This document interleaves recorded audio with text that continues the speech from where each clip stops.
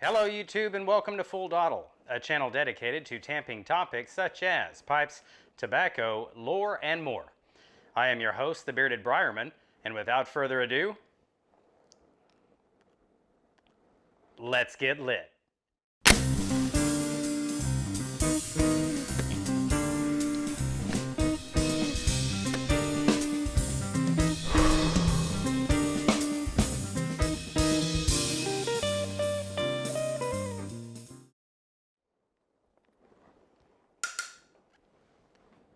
Welcome back everyone, and on this episode of Full Dottle, I'm going to be talking to you a little bit about bowl coating, some of the pros and cons, and how I use my recipe to coat my bowl. But first, a little housekeeping. I am smoking my 7LA673 KS Rusticated Romaloo Sight, aka the Friday 7LA, and in it I've got some Arkansas Dream.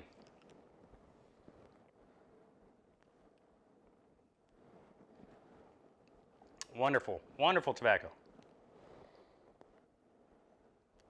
One of the FDOB blends. This is blend number 2. All right, so bowl coatings are kind of a mixed bag. Some people love them, some people hate them. Most of the reason that people hate them is because of the suspicious nature that some people use them for. There are those out there that will use a bowl coating to try and cover up any flaws or defects in the chamber of the pipe. That way they can more easily sell the pipe when otherwise they probably would not have been able to, or at least not at the price that they're asking for it. And so that is a dishonest policy for some people. That's a dishonest practice, and there's a special place in hell for people like that. But I'm not discussing that here. I'm going to discuss the purpose of a bowl coating and why I use it.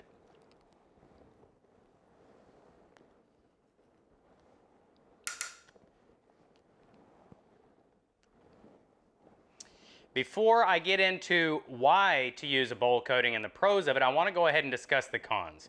Number one, there are several different recipes out there for bowl coatings, and the one that I'm going to be using is an organic bowl coating. I'm not going to be talking about the chemical type bowl coatings such as water glass. I never suggest anybody have a pipe that uses water glass. I will never purchase a pipe that has a water glass bowl coating. Water glass creates a silicate barrier between the inside of the chamber and the briar. It takes away the porosity of the briar and then causes moisture to build up inside of the chamber as well as inside of your mortise and tenon much quicker than normal. It also has a very acrid chemical taste. Just like with my reviews and stuff, I don't smoke tobaccos that have any type of aromatic type toppings and casings.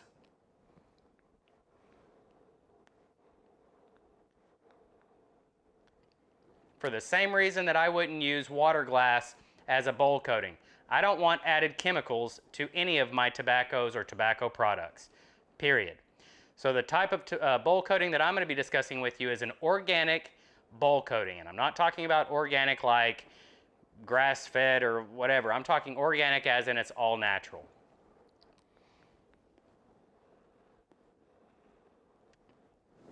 So why would you want to use a bowl coating? A bowl coating, the recipe that I use, helps to speed up the cake building process.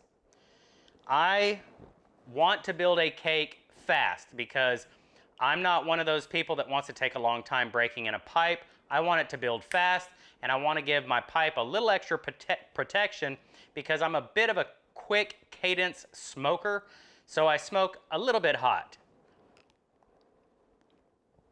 So with the bowl coating, the recipe I use is simple: sour cream and activated charcoal.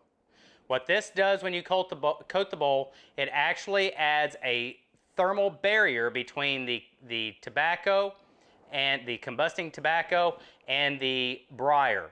It allows the pipe to have a little extra layer of protection, and that layer of activated charcoal actually gives a textured surface for the ash that's inside of your bowl to cling to start building that cake a lot faster. Generally, I can build a cake that needs to be reamed generally within a couple of months. Whereas if I started from bare briar, it would take me at least twice that to be able to build it. So those are the reasons you want to use the bowl coating that I'm suggesting. The one thing that I will say,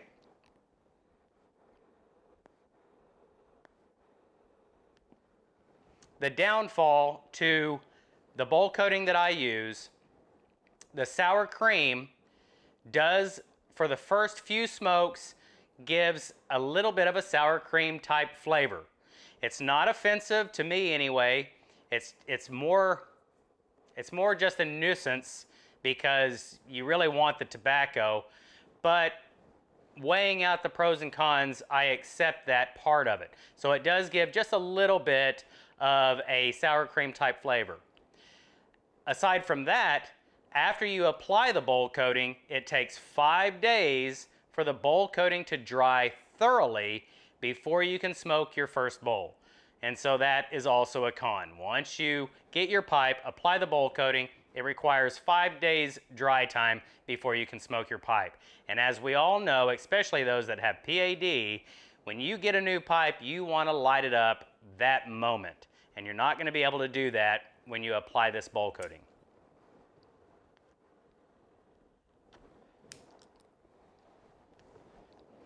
If you are a new pipe smoker, I suggest probably going ahead and putting on a bowl coating because it's going to help protect your pipe and it's going to help you build a cake. And since you're not very experienced with it, it's going to make it a lot easier for you.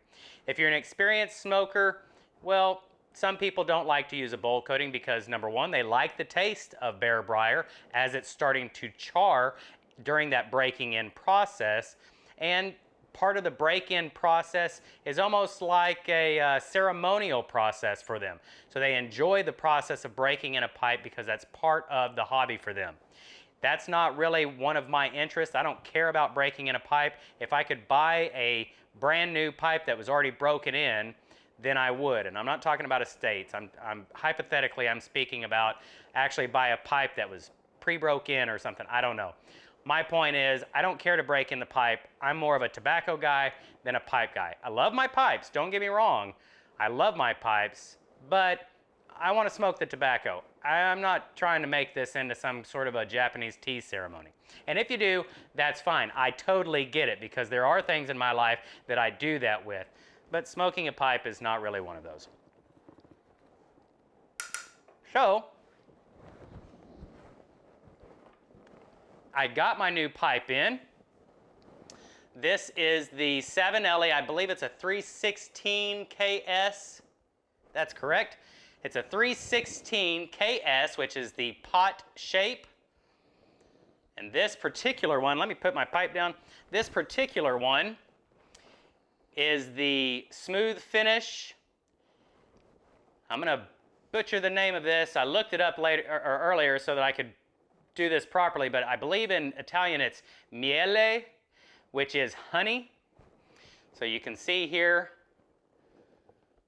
very pretty pipe. It is my first pot shape pipe. I'm starting to expand my collection into new pipe shapes. So join me on the GoPro and I'll show you how I mix up my bowl coating, apply it, and that way you guys can do it yourself if you choose to. Join me on the GoPro.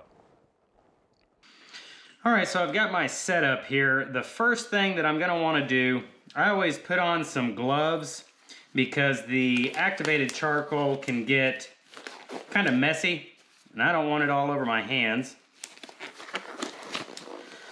So as I was saying, I've got some activated charcoal here.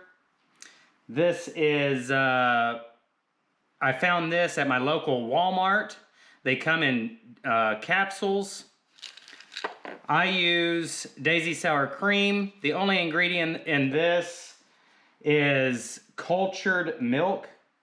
And so it's an organic product. You don't have, and when I say organic, I'm not talking about the whole catchphrase organic. I'm talking about it's a food grade material, it's all natural, that kind of thing. And then of course I've got my pipe here.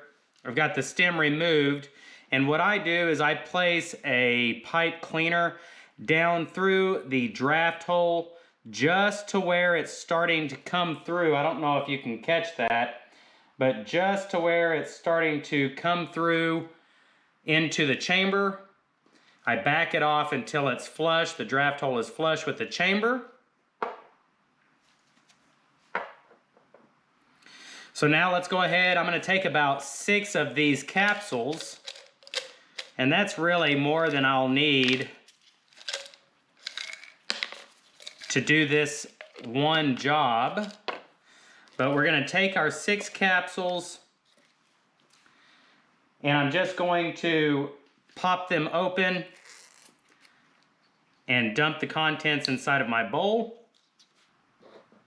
I've got the activated charcoal inside of the bowl. Now we're just going to take a little bit of this sour cream.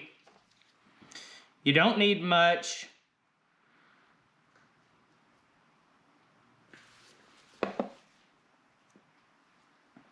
Just a little bit.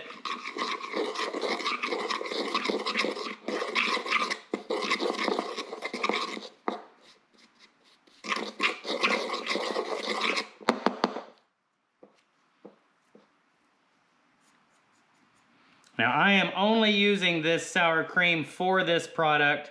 This is not something I'm going to put back in the refrigerator.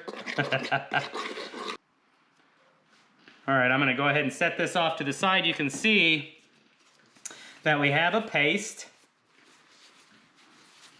I don't know how good you can see that, but there's just a little bit of a paste. The sour cream and the activated charcoal. Now I'm just going to take a small paintbrush and I'm just going to coat the inside of the bowl with my activated charcoal mixture here. Just a light coating all the way around the bowl.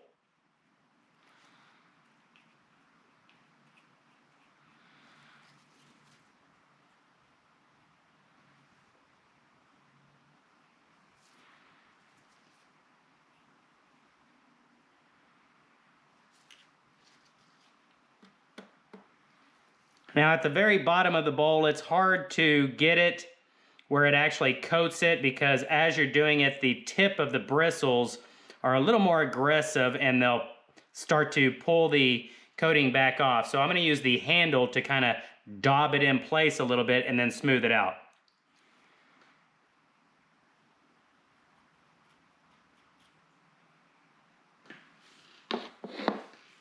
I don't know how well you can see that, but that's pretty good. There's not much that's left bare.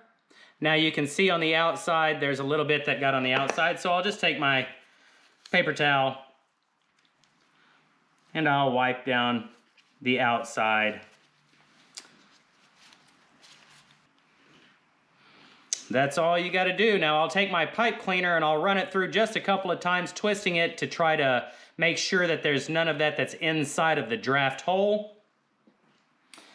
And that's it. That's all I do.